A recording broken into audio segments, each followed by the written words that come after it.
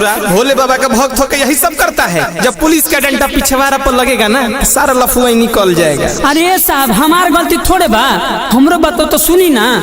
सरे इतना कांवरिया हमारा नहीं है, सरे इतना कांवरिया हमारा नहीं है, एकरा में सटल कांवर हमारा नहीं है, एकरा में सटल कांवर हमारा नहीं है।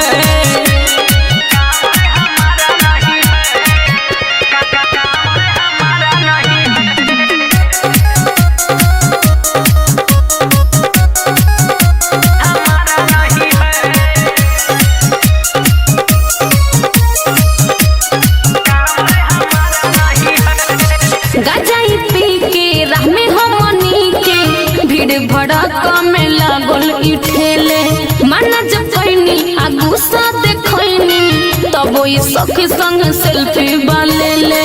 अरे का रे, लड़की बम सही बोल रही है। झूठी नहीं बोला तानी भोला दरबार में, बम लोग से भरल रहे रोड जी, सेल्फी वाला बात कदे हम डिलीट सुनी, फेसबुक पर कोहरा बनाय अपलोड जी। सिद्धवा के जुग में गुजारा नहीं है, सिद्धवा के जुग में गुजारा नहीं है। ए सर, एगो बात बताई, ई लोग देखे में खाली सीधे साधे लागत तड़लो, बताई महिला के लाइन होने बताई पुरुष के लाइन में का करत तड़लो। अरे ए बम, ये बात सही है। सर इतना कांवरिया हमारा नहीं है, सर इतना कांवरिया हमारा नहीं है, एकरा में सटल कांवर हमारा नहीं है, एकरा में सटल कांवर हमारा नहीं है।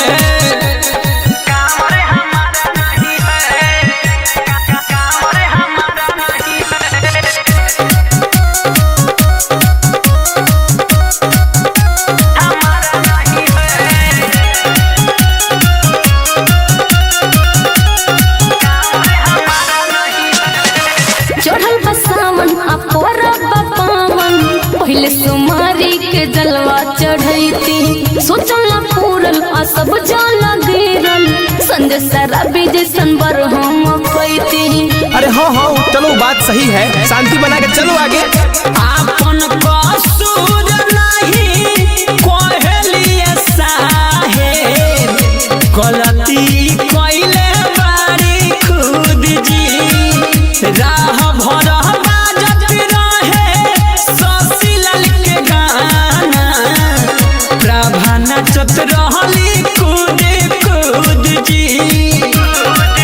ई तो जलवा सुल्तानगंज से भरा नहीं है, ई तो जलवा सुल्तानगंज से भरा नहीं है।